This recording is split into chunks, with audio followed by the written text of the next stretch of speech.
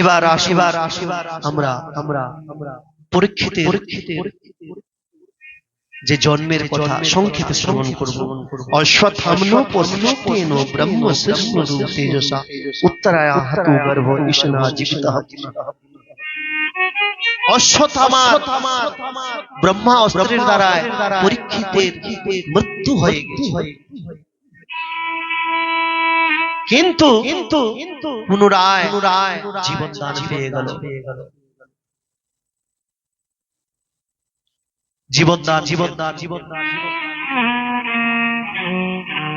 পরীক্ষিতের জন্ম হলো। পরীক্ষিতের যখন জন্ম হলো, যুধিষ্ঠির মহারাজ খুশি হলেন। খুশি হয়ে ব্রাহ্মণদের ডাকলেন, সাধুদের বৈষ্ণবদের ডাকলেন, ঘরে উৎসব করলেন এবং দান দক্ষিণা দিলেন। সবাই পরীক্ষিতের জন্ম হলো। বলো পরীক্ষিত জি মহারাজ কি।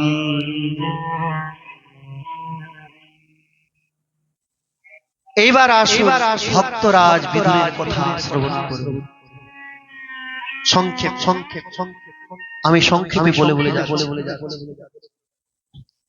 বিদুর ভক্তরাজ বিদুর মহাভারতে যে যুদ্ধে, মহাভারতের যুদ্ধ হয়েছিল, সেই যুদ্ধে তিনি থাকেন। কারণ তিনি কারো পক্ষ নেবেন না, কারো পক্ষে যুদ্ধ করবেন।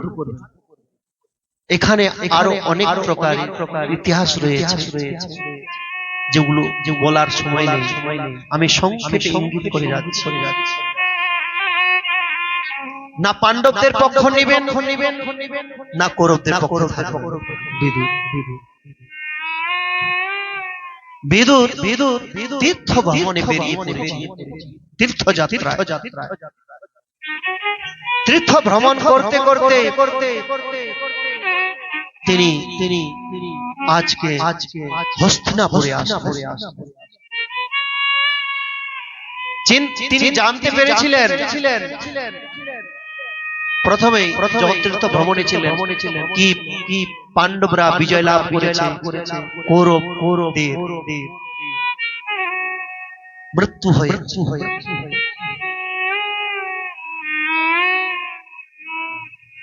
এবার হস্তিনাপুর যখন প্রবেশ করলেন, রাজা যুধিষ্ঠির মহারাজ খুব সম্মান করলেন, সিংহাসনে বিরাজমান করলেন, বিদুরজির পূজা করলেন, অর্চনা করলেন, আরতি করলেন, সুন্দর সুন্দর ভোজন করালেন, সুন্দর শয়নের ব্যবস্থা করলেন। বলতে লাগলেন, হে কাকাজি, এতদিন আমাদেরকে অনাথ করে কোথায় গিয়েছিলেন আপনি? আপনার জন্য আমরা কত চিন্তা করেছিলাম, আপনার জন্য আমরা কত ভেবেছিলাম, আর আপনি নাই। এই হস্তিনাপুরে আমরা অনাথ পড়ে আছি, আপনি এসেছেন, আমাদের সৌভাগ্যের উদয় হয়েছে। এভাবে যুধিষ্ঠির মহারাজ বলছিলেন। এইবার রাত্রির সময়ে, রাত্রিকালে বিদুরজি কি করলেন, ধৃতরাষ্ট্র আর গান্ধারীর দেখা করলেন। ধৃতরাষ্ট্র গান্ধারীর দেখা করলেন। ধৃতরাষ্ট্রের কাছে গিয়ে বলতে লাগলেন, ভাই দাদা কেমন আছো?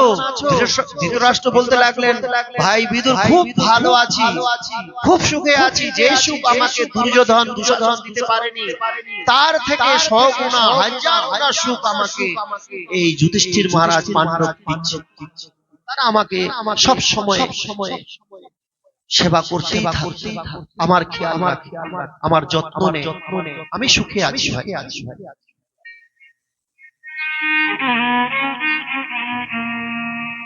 বিদুরজি বলতে লাগলেন, দাদা তুমি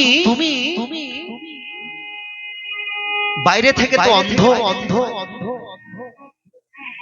তুমি কিছু দেখতে পাও, তুমি হৃদয় অন্ধ, তোমার ভিতরেও অন্ধকার ভরে রয়েছে।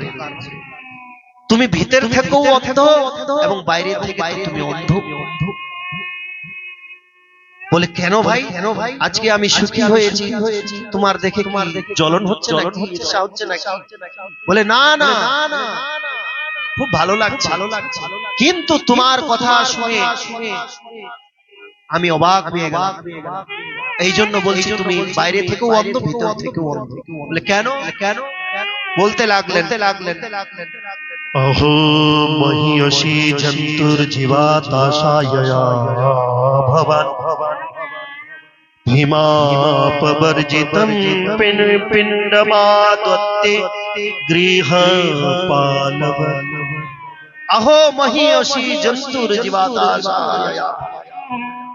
দেখো দেখো এই জীবের কত আশা আকাঙ্ক্ষা, যার সব মরে গেছে, যার আত্মীয় স্বজন মরে গেছে, আর যার কারণে মরেছে সে এখনো বলছে আমি সুখী হয়েছি, পাণ্ডবরা আমাকে সুখ দিচ্ছে। যে পাণ্ডবদেরকে মারার জন্য কত চেষ্টা করেছে ধৃতরাষ্ট্র, আর তাদের দেওয়া অন্ন খাচ্ছে আছে। ভীমাপবর্জিতম পিণ্ডমাদত্তে গৃহপালব। তাদের দেওয়া খাচ্ছে, গৃহের কুত্তার মতো পড়ে রয়েছে। পাণ্ডবদেরকে আগুনে মারার জন্য চেষ্টা করেছিল, বিষ দিয়ে মারার চেষ্টা করেছিল, কত রকমের চেষ্টা করেছে, কিন্তু ভগবান শ্রীকৃষ্ণ যার রক্ত তাকে কেউ মারতে পারে না, কিছুই করতে পারে। আজকে বিদুরজি শোনাচ্ছে সেই পাণ্ডবদের দেওয়া অন্য তুমি খাচ্ছ, তাদের সেবা তুমি নিচ্ছ, তোমার লজ্জা নেই? লজ্জা শরম হারিয়ে ফেলেছো তুমি। বাইরে থেকে তো অন্ধ, ভিতর থেকেও তুমি অন্ধ হয়ে গেছো, তোমার জ্ঞানেই নেই। তখন ধৃতরাষ্ট্র বললেন, আর গান্ধারী বললেন, ভাই এই বৃদ্ধ অবস্থায়, বুড়ো অবস্থায় কোথায় যাবো ভাই? কে আমাদের সেবা করবে বলো? বলে আমার সাথে চলো, আমি তোমাদেরকে নিয়ে যাচ্ছি। চলো হরি, চলো তোমরা ভগবানের আরাধনা, যে পাপ করে এখন ভজন। ধৃতরাষ্ট্র রাজি হয়ে বিদুরের সাথে রাত্রি কালে যেতে লাগলো হরিদ্বার। সেখানে ভজন ভগবানের আরাধনা করতে লাগলেন, জপ করতে লাগলেন, তপস্যা করতে লাগলেন। ধৃতরাষ্ট্র বিদুরের এইদিকে সকালবেলায় গিয়ে দেখলেন যুধিষ্ঠির মহারাজ পাণ্ডব গিয়ে দেখলেন কি ধৃতরাষ্ট্র আমাদের যে পিতার মতো, আমাদের যে পিতাই আমাদের মাতা গান্ধারী নেই। বলতে লাগলেন, হায় হায় আমাদের দ্বারা কোনো হয়তো অপরাধ হয়ে গেছে, কোথায় গেছে আমার বৃদ্ধ পিতা মাতা, আমাদের উপরে খিন্ন হয়ে কাঁদতে লাগলেন পাণ্ডব। ভগবত ইচ্ছায় সেখানে নারদজি আসলেন। নারদজি এসে বুঝালেন, যুধিষ্ঠির মহারাজ তুমি চিন্তা করো না, তোমার জ্যাঠামশাই, তোমার কাকা বিদুর এবং ধৃতরাষ্ট্র এবং গান্ধারী তোমার কাকি কথাও নেই, ওরা ভগবানের ভজনের জন্য, প্রভুর আরাধনা করার জন্য হরিদ্বার ক্ষেত্রে গিয়েছে, তারা ভজন করছে। তাদের রাস্তায় তুমি বিঘ্ন হয়ে দাঁড়াবে না, তাদেরকে ফেরত আনার চেষ্টা করবে, তাদেরকে ভজন করতে দাও। ভগবত প্রাপ্তি বুঝালেন, অনেক দৃষ্টান্ত দিয়ে বুঝালেন। যুধিষ্ঠির মহারাজ পাণ্ডব শান্ত হয়ে গেল, চিন্তা থেকে মুক্ত হয়ে গেল। এইদিকে কি হয়েছে? অর্জুন দ্বারকায় গিয়েছে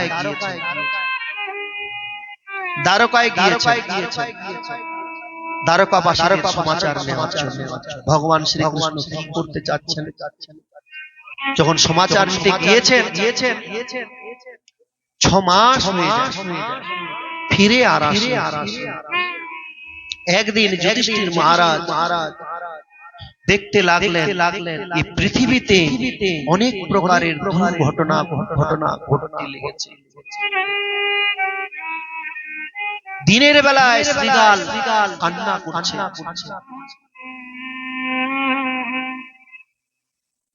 শ্রীগালের কান্না, কুকুরগুলোর কান্না এবং গোমাতা গোমাতার চোখ থেকে অশ্রুপাত হচ্ছে, কান্না করছে। অপশকুন নিতে বলে অপশকুন হচ্ছে। সংখ্যা করতে লাগলো, হায় হায়, এ আমি কি দেখছি। আর চারদিকে মানুষের যে ভাবনাটা একদম নিচু প্রকারের হয়ে যাচ্ছে। কাকে কে কিভাবে ঠকাবে, কাকে কে কিভাবে হারাবে, আর সে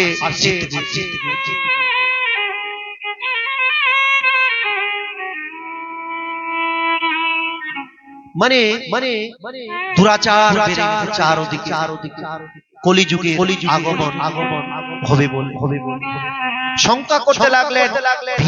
ভীমের কাঁধে হাত দিয়ে বলতে লাগলেন, ভাই ভীম, আমি কি দেখছি, এসব কি দেখছি। আর অর্জুনকে পাঠিয়েছি দ্বারকায় ভগবান শ্রীকৃষ্ণের সমাচার নিতে, সেও ফিরে আসছে না। সে সময়ে দেখতে পেলেন যুধিষ্ঠির মহারাজ আর ভীম কি অর্জুন মাথাটা নিচু করে মলিন অবস্থায় আসলেন দ্বারকা মাথাটা তখন যুধিষ্ঠির মহারাজ বলতে লাগলেন যে অর্জুন, তোমার কি হয়েছে? তুমি মাথা নিচু করে আছো কেন? আর তোমার মলিন অবস্থা কেন? হায় হায়, তোমার দ্বারাই কি কোনো পাপ হয়েছে? তুমি কি অন্যায় পূর্বক কারো সাথে মানে অন্যায় পূর্বক কোন ব্রাহ্মণের চরণে অপরাধ করেছো? তুমি কোন ব্রাহ্মণকে ভোজন না করিয়ে তুমি নিজে খেয়েছো, না কোন বালককে বাচ্চাকে ভোজন না করিয়ে তুমি নিজে ভোজন করেছো, না অগম্যার সাথে তুমি গমন করেছো, না গম্য স্ত্রীর সাথে গমন না করে তার তিরস্কার করেছো?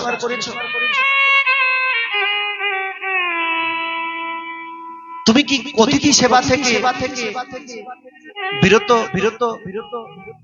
হয়ে কোনো অপরাধ করেছো? কি হয়েছে তোমার দ্বারা? অর্জুন কান্না করছে। এবার অর্জুন কিছুক্ষণ পরে বলতে লাগলেন, দাদা, যে আমাদেরকে সর্বক্ষণ সর্বদা সর্বত্র রক্ষা করছে, আমরা যেদিন অজ্ঞাতবাসে ছিলাম, পাণ্ডবদের অজ্ঞাতবাস হয়েছিল 2 বছরের মানে লুকিয়ে থাকতো। আর সে সময় দুর্যোধন কি করেছে? শকুনির কথা দুর্বাসা ঋষিকে নিমন্ত্রণ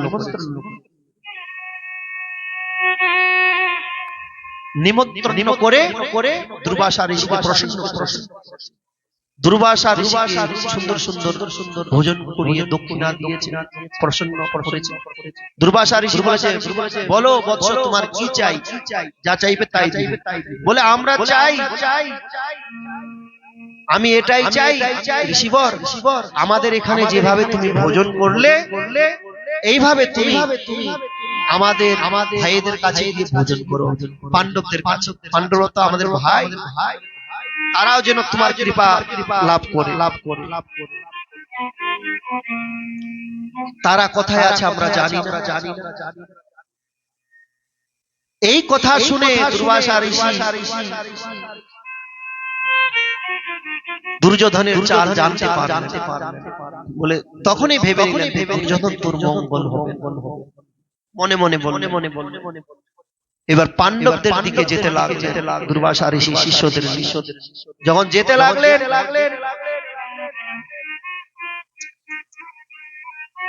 এবার গিয়ে কখন পৌঁছালেন? বলে তখন পৌঁছালেন দ্রৌপদী এবং পাণ্ডবদের ভোজন হয়ে গেছে দুপুরের পরে, এবং দ্রৌপদীরও খাওয়া হয়ে গেছে। দ্রৌপদী অক্ষয় পাত্র প্রাপ্ত করেছে সূর্যদেবের অক্ষয় পাত্র, যে অক্ষয় পাত্রে ভোজন মানে খাবার ভোজন যতটা খাবারের প্রয়োজন দ্রৌপদী সেই পাত্র থেকে প্রাপ্ত করবে এবং পাণ্ডবদের ভোজন করাবে, মা কুন্তিকে ভোজন করাবে, নিজে যখন ভোজন করে নিবে সেই অক্ষয় পাত্র থেকে আর ভোজন পাবে না। আবার পরের দিনে সূর্য উদয়ের পরে সেদিন আর ভোজন দেবে না। এবার দ্রৌপদীর ভোজন হয়ে গেছে, এবার ভোজন তো আর অক্ষয় পাত্র দেবে না। শেষ সময়ে গিয়ে দুর্বাসা ঋষি নিজের শিষ্যদের নিয়ে 10,000 শিষ্যকে নিয়ে পৌঁছলেন। যুধিষ্ঠির মহারাজকে যুধিষ্ঠির, অর্জুন, হে ভীম, তোমাদের ঘরে আজকে আমি ভোজন করব, আমি ক্ষুধার, আমরা গঙ্গা স্নানে যাচ্ছি, তোমরা ভোজনের ব্যবস্থা করো।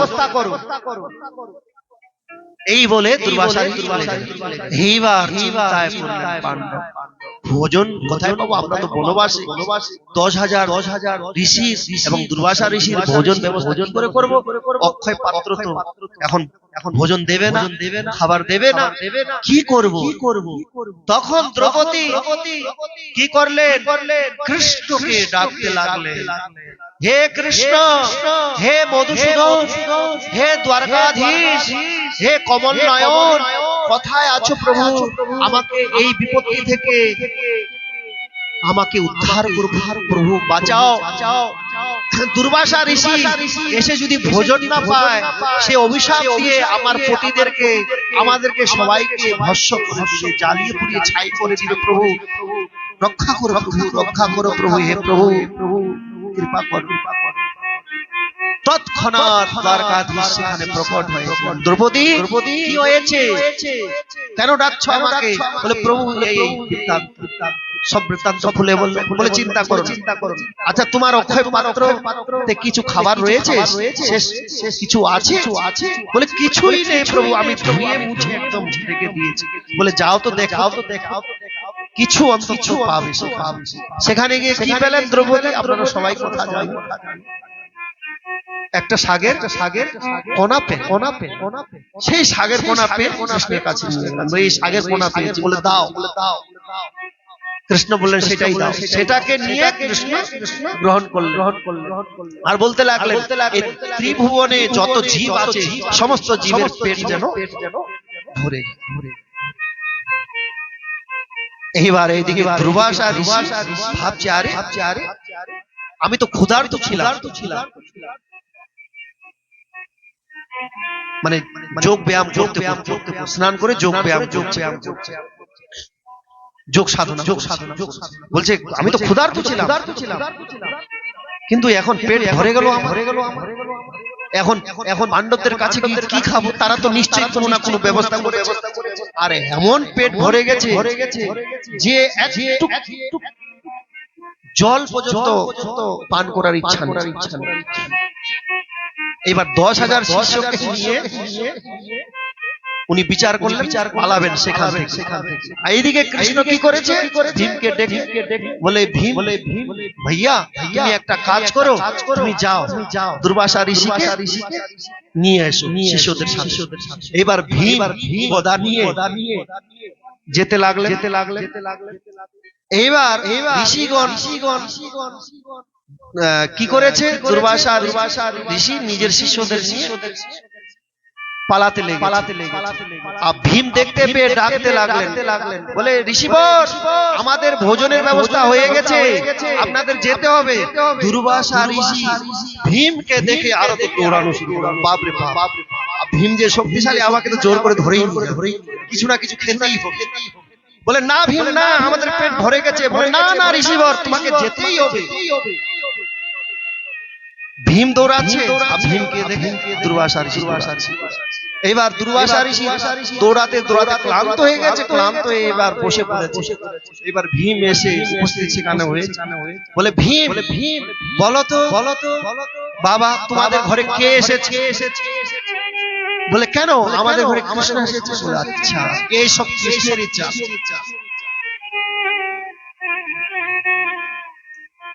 যা তোমাদের মঙ্গল হোক, তোমরা সব সময় সর্বদা বিজয়কে লাভ করো। আশীর্বাদ দিয়ে দুর্বাসা ঋষি সেখান থেকে চলে গেলেন। আজকে অর্জুন সেই কথা যুধিষ্ঠির মহারাজকে বলছেন যে এইভাবে আমাদের বিবিধ প্রকারের বিপদ থেকে বিপত্তি থেকে আমাদেরকে রক্ষা করতে কৃষ্ণ দাদা। আজকে সেই কৃষ্ণ আমাদেরকে ঠকেছে, আমাদেরকে ছেড়ে সধাম গমন করেছে।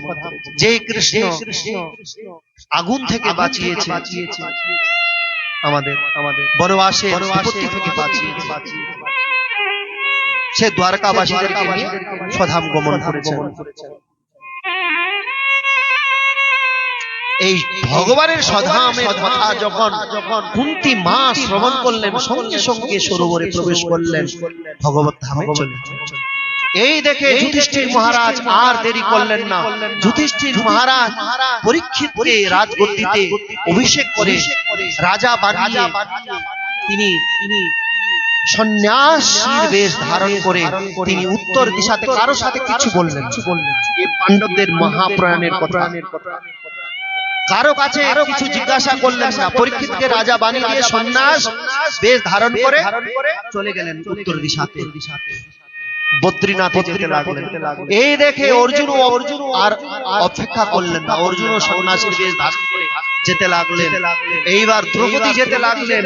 এই দেখে ভীম, নকুল, সহদেব সবাই সন্ন্যাসীর বেশ ধারণ করে উত্তর দিশাতে বদ্রীনাথ ধামে গিয়ে তিনারা ভগবত প্রাপ্তি করলেন। বলো ভক্তবৎসল ভগবান কি জয়। সংক্ষেপে বর্ণন করব। রাজা কে হলেন? পরীক্ষিত রাজা হলেন।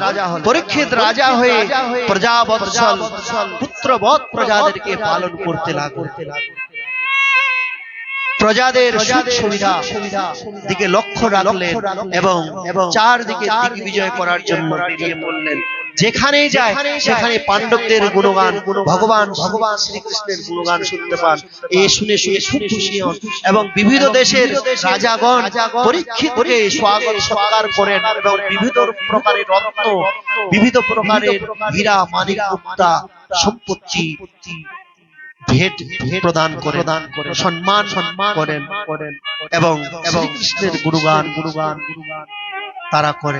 এই দেখে দেখে পরীক্ষিত মহারাজ আনন্দিত হতে লাগলেন। বিচরণ করতে করতে পরীক্ষিত হঠাৎ একদিন এক দৃশ্য দেখলেন। কি দৃশ্য দেখলেন? এক পুরুষ, সেই পুরুষের মাথায় লোহার আর কালা পোশাক পড়েছে, হাতে লোহার চাবুক, দেখতে বিকরাল চেহারা, বিকরাল ভয়ঙ্কর রূপ। সে কি করছে? একটা গোমাতাকে আর একটা বৃষভ মারছে চাবুক দিয়ে পিটাচ্ছে। আর এই চাবুকের প্রহারে বৃষভ আর গোমাতা মলমূত্র আর কান্না করছে, অশ্রুপাত করছে। এবার পরীক্ষিত মহারাজ এই ঘটনা দেখে ক্রোধিত হয়ে সেখানে গেলেন এবং বলতে লাগলেন, আরে দুষ্টু, তুই তো দেখতে রাজার মতো, তুই অন্যায় পূর্বক এই গোমাতাকে আর বৃষভকে কেন প্রহার করছিস? কেন তাদেরকে আঘাত করছিস? বল, আমি তোকে মৃত্যুদণ্ড দিতে পারি, এখনই মেরে ফেলব, তলোয়ার খড়গ বের করব। তখন সেই রাজবেশধারী পুরুষ পরীক্ষিতের চরণে শরণাগত করলেন। না মহারাজ, আমাকে মারবেন না। বলে কেন মারবো না? বলে আমাকে আপনি রক্ষা করুন। বলে না, তোমার আমি রক্ষা করব না, তুই আমার রাজ্য থেকে বেরিয়ে যা, অন্যত্র কোথাও যা। তখন পরীক্ষিত মহারাজ যখন এভাবে বললেন, তখন সেই রাজবেশধারী পুরুষ সে তো আর অন্য কেউ নয়, সে কলি, সাক্ষাৎ কলি। সে বলতে লাগলো, মহারাজ আমি যেখানেই যাই সেখানেই দেখি তীর ধনুষ নিয়ে আপনি উপস্থিত। কোথায় যাও? এই সমগ্র পৃথিবীতে তোমার রাজ্য, আমি কোথায় যাব? আমাকে কোনো স্থান প্রদান করো। তখন কলিকে 4 স্থান প্রদান করল। 4 স্থান কি? अभ्यर्थितस्तदा तस्मै स्थानानि कलयददौ दूतं पानं स्त्रिय सुना यत्र धर्मश्चतुर्विधः। दूतं पानं स्त्रिय सुना दूतं पानं स्त्रिय सुना। দ্রুত ক্রিয়া মানে তাস খেলা, পাশা খেলা, সাট্টা খেলা আদি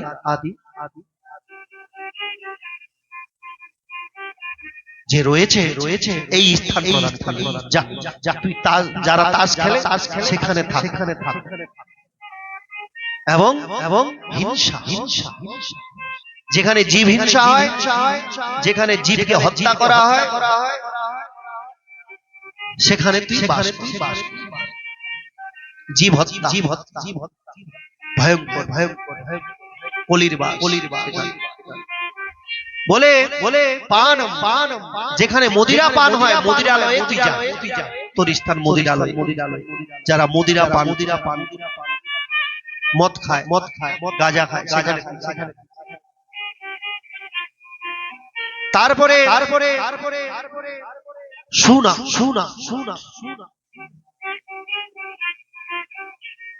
दूतम स्त्री। যেখানে অবৈধ ভাবে স্ত্রীগণ শরীরের ব্যাপার করে, সেই জায়গায় মানে বেশ্যালয়, সেখানে তুই যা, সেখানে তোর স্থান। এই 4 জায়গা দুতম পানম স্ত্রিয়। এবার কলি বলতে লাগলো, কলিরাজ বলতে লাগলো কি মহারাজ এই 4 স্থানেই তো অপবিত্র, এসব খারাপ স্থান। একটি অন্তত ভালো স্থান দিন যেখানে আমি সুখে বাস করতে পারি। আরেকটি কি স্থান? বলে যা তুই সুবর্ণতে বাস। সুবর্ণ নিবাস, সোনা অর্থাৎ সম্পত্তি। এইবার বলে সম্পত্তিতে তো কলির বাস রয়েছে, কিন্তু সেই সম্পত্তিতে কলির বাস যেটা অধার্মিক, অন্যায় যে সম্পত্তিকে উপার্জন করা হয়, সেই সম্পত্তিতে কলির বাস। কিন্তু ধর্মপূর্বক, ন্যায়পূর্বক যে সম্পত্তি আপনি উপার্জন করবেন, সেখানে ভগবানের, সেখানে ধর্মের। আর ধর্মের রূপ কি? সত্যম শৌচম দয়া শান্তি ত্যাগ সন্তোষ আর্জবম সম দম সাম্যম তিতিক্ষ পরতি। ধর্মের রূপ সত্য ধর্ম, শৌচতা শুদ্ধতা, দয়া শান্তি ত্যাগ সন্তোষ সন্তুষ্ট থাকা, সম দম তপস্যা আদি ধর্মের অঙ্গ। এইবার সুবর্ণ যেটা অন্যায় পূর্বক, অধর্ম পূর্বক যে সম্পত্তি উপার্জন করা হয়, সেখানে কলির বাস। এই 5টি স্থান দিয়ে তিনি চলে গেলেন।